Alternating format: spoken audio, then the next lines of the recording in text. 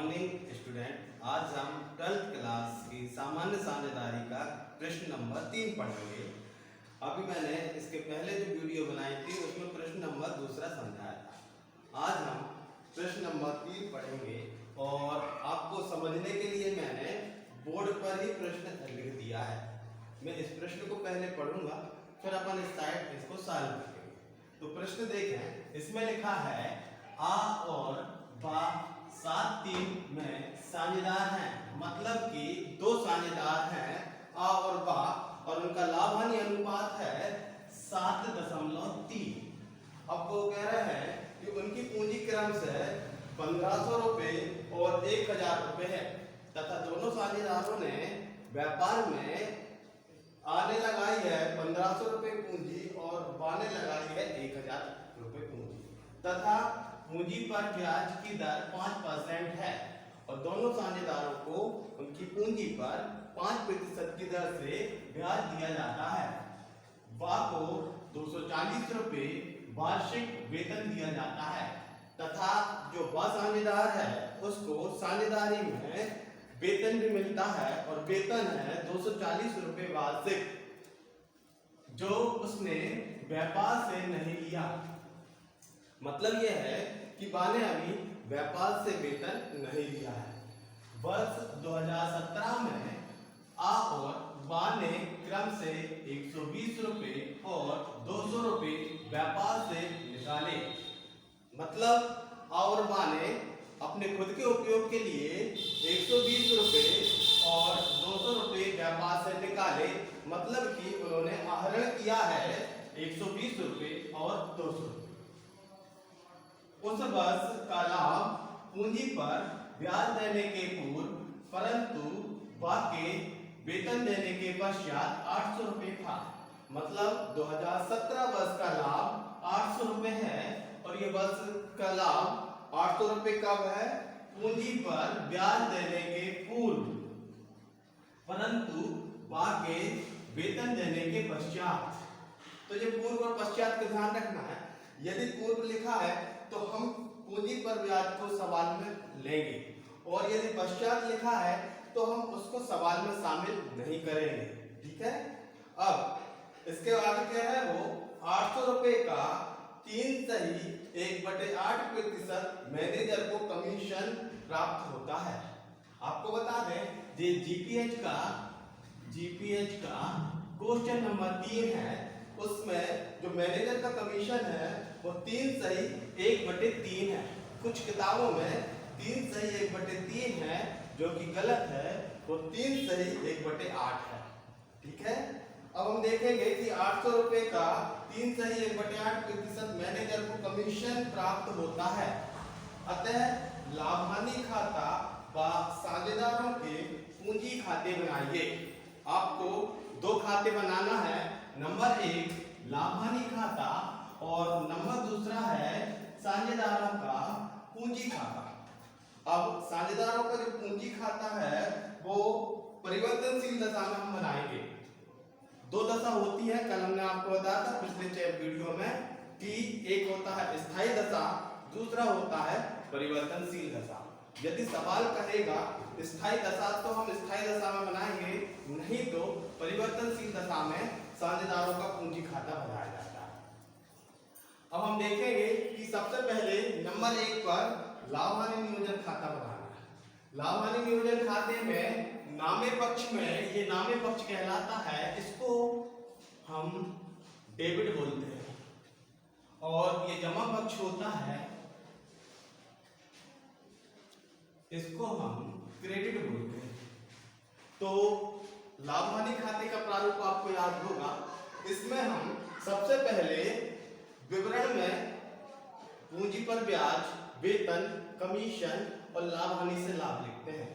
जमा पक्ष में वर्ष का लाभ और आहरण पर ब्याज लिखते हैं। ठीक है। तो सबसे पहले हम सवाल में देखेंगे तो पूंजी दी है और पूंजी तो इसमें आती नहीं है। हम देखेंगे पूंजी पर ब्याज। तो पूंजी पर ब्याज हम लाभ हानि के नामे पक्ष में लिखेंगे। सबसे पहले लिखते हैं पूंजी पर ब्याज। जैसा कि सवाल में दिया हुआ है पूंजी पर ब्याज 5% है, ये दिया है 5%। तो पूंजी दी है, आपकी दी है 1500, तो हम लिख देंगे आपकी है 1500 और बाकी पूंजी है 1000 रुपये। तो हम इसका 5% निकालेंगे तो इसका 5% आएगा 75 रुपये और इसका 5% आएगा 5, 200 से 200 काटो, 500 900 और 5 एकम 5, 50 रुपये इसका आएगा। यानी हम दोनों का जोड़ के बाहर लिखेंगे तो यह जाएगा 5 और 7 और 5 12, 125 रुपये। फिर हम देखेंगे, आगे बढ़ेंगे और कहा है बा को 240 रुपये वार्षिक वेतन दिया जाता है। तो वार्षिक वेतन हम बी का इसलिए शामिल नहीं करेंगे क्योंकि उन्होंने कहा है कि जो वर्ष का लाभ है वो बाकी वेतन देने के पश्चात है, मतलब बाकी वेतन देने के पश्चात है, यानी कि ये इस लाभ में शामिल नहीं है, इसको हटा दिया गया है, तो हम इसको नहीं लिखेंगे। फिर हम देखेंगे कि उसके बाद लिखा है कि आ और बा ने क्रम से 120 रुपये तथा 200 रुपये व्यापार से निकाले, तो ये दिया है आहरण। तो आहरण में 120 और 200 इस पर नहीं लिखेंगे, इसके जमा साइड आहरण पर ब्याज आता है, आहरण नहीं आता है, इसलिए हम लाभानी खाते में 120 और 200 रुपये भी शामिल नहीं करेंगे।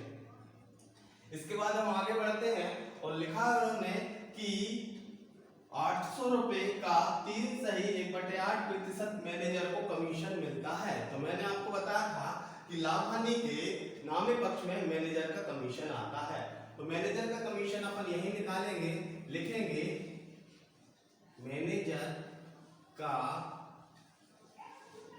कमीशन 8/8% या 8×3 है, 8/3%, ये 3 है, तो 8 या 24 और 25/3 भी अपन इसको लिख सकते हैं। ठीक है, अब हम 800 का 25/3 निकालेंगे तो यहीं पर अपन इसको निकाल लेते हैं, 800 गुणे 25/3 गुणे 100।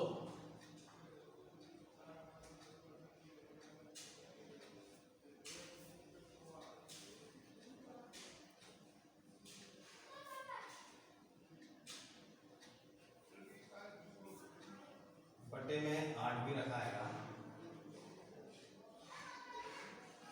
तो इसको अपन काटेंगे, ये 200 से 200 काट दें, ये 8 से 8 काट दें, तो आपके पास केवल बचेगा 25।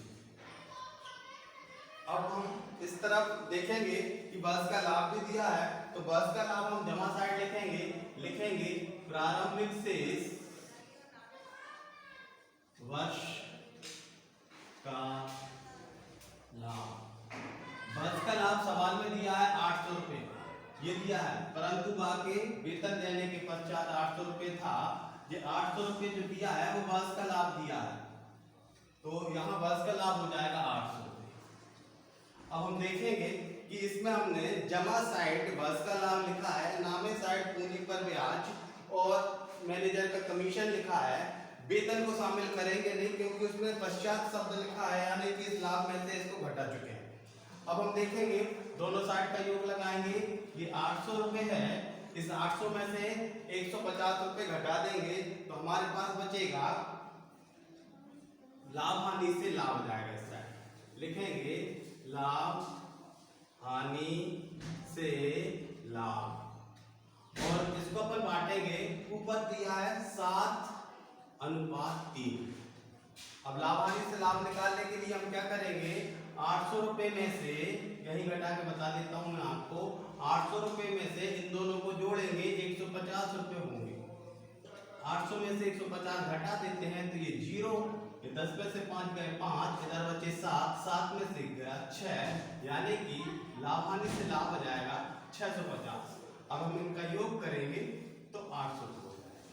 ठीक है, ये जो 800 रुपये लाभ हुआ, ये 650 रुपये जो लाभ हुआ है वो दोनों साझेदारों का है। कौन कौन का? आ और बा का। मतलब इस 650 रुपए में 7 भाग आ का है और 650 रुपए में 3 भाग बा का है। तो हम आ और बा को यहीं पर अलग कर देते हैं। इधर हम निकालते हैं आ 650 गुणित 7/10। ये बटे 10 इन दोनों का योग, इन दोनों को जोड़ के बटे में रखते हैं। एक शून्य से एक शून्य काट दी हमने। अब हम 7 से इसका गुणा करेंगे। 7 पना 35 की 5 हासिल के 3, 7 6 42 और 3 45, तो दिया जाएंगे 455 रुपए। अब इसी प्रकार हम बाका निकालेंगे तो बाका भाग भी 650 गुणित 3/10। एक शून्य से एक दो शून्य काटते हैं। 3 से देखेंगे 3 5 15 की 5 हासिल का 1, 3 18 और 1 19, 195 इसका आएगा। तो 455 भाग इसका आएगा और 195 भाग बाका आएगा। ये दोनों का भाग हमने निकाल दिया। तो ये लाभ हानि खाते से हम ये लाभ या हानि ही निकालते हैं और इसमें इसका भाग ये आ गया। ठीक है। अब हम साझेदारों का पूंजी खाता बनाएंगे जैसा कि सवाल में कहा गया है दूसरे नंबर पे। साझेदारों का पूंजी खाता। जब हम साझेदारों का पूंजी खाता बनाएंगे तो उसका प्रारूप यह है: तिथि, विवरण, जनरल पृष्ठ, आकी राशि, बाकी राशि, तिथि, विवरण, जनरल पृष्ठ, आकी राशि, बाकी राशि। मतलब यह है और बाकी दो साझेदार हैं तो ये राशि के कॉलम 2 आएंगे नामी पक्ष के और जो 2 आएंगे जमा पक्ष के। सबसे पहले हम साझेदारों का पूंजी खाता बनाते हैं तो दशा देखते हैं।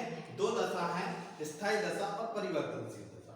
जो सवाल में दी गई है वो दशा में बनाएंगे।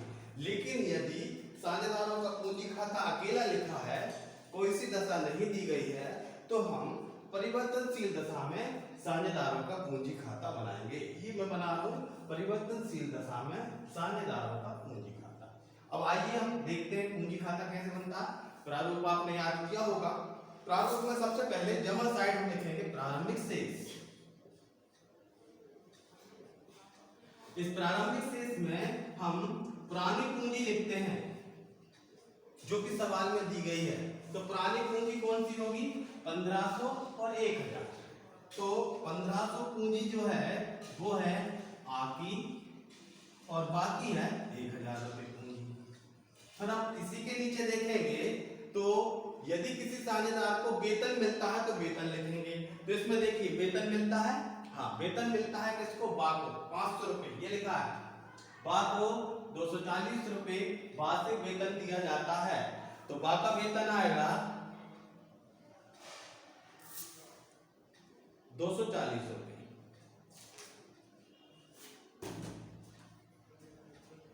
जमा पक्ष तो अपन ने यहां लिखा बा का वेतन। अब बा का वेतन है तो केवल बा के कॉलम में ही आएगा, आ के कॉलम में डैश लगेगा और यहां लिखेंगे 240। फिर हम आगे देखेंगे इसमें आहरण भी किया है इन्होंने 120 और 200 रुपए। तो हम आहरण लिखेंगे नामे पक्ष में। इस साइड आता है आहरण और आहरण पर ब्याज, बाकी सब चीजें इस साइड आती हैं। तो इधर अपन लिखेंगे आहरण।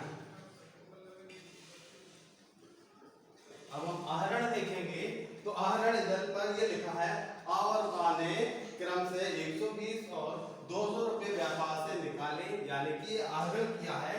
तो आहरण किया है 120 रुपए और 200 रुपए। फिर हम देखेंगे इसमें मैनेजर का कमीशन भी है। तो मैनेजर का कमीशन कितना आया है वो लिख देंगे हम। मैनेजर का कमीशन, हाँ मैनेजर का कमीशन इसमें नहीं आएगा, इसमें हम आएगा लाभ हानि से लाभ। तो अपन ने लिखा यहाँ पर लाभ हानि से लाभ। लाभ हानि से लाभ आया है 455 रुपए और 195। अब इसमें और हम देखते हैं और कौन सी चीजें आएंगी।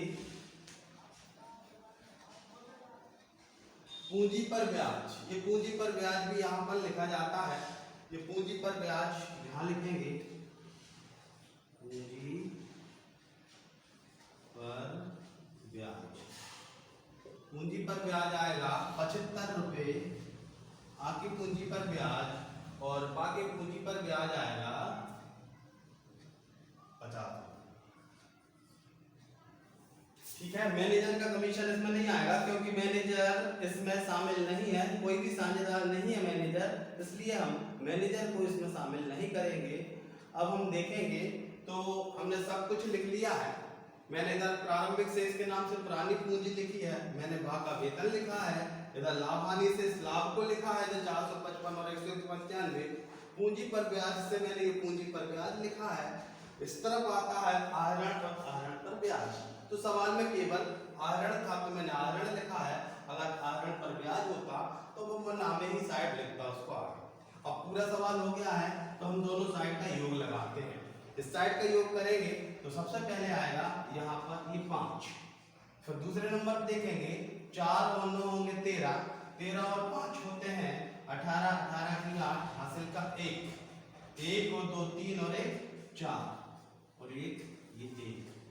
ठीक है, इस प्रकार इसको बढ़ाते हैं 5 और 5 10 की 0 हासिल का 1, 6 और 6 12 और 1 13, 13 की 3 हासिल का 1, 5 और 5 10 की 0 हासिल का 1, 1 और 1 2।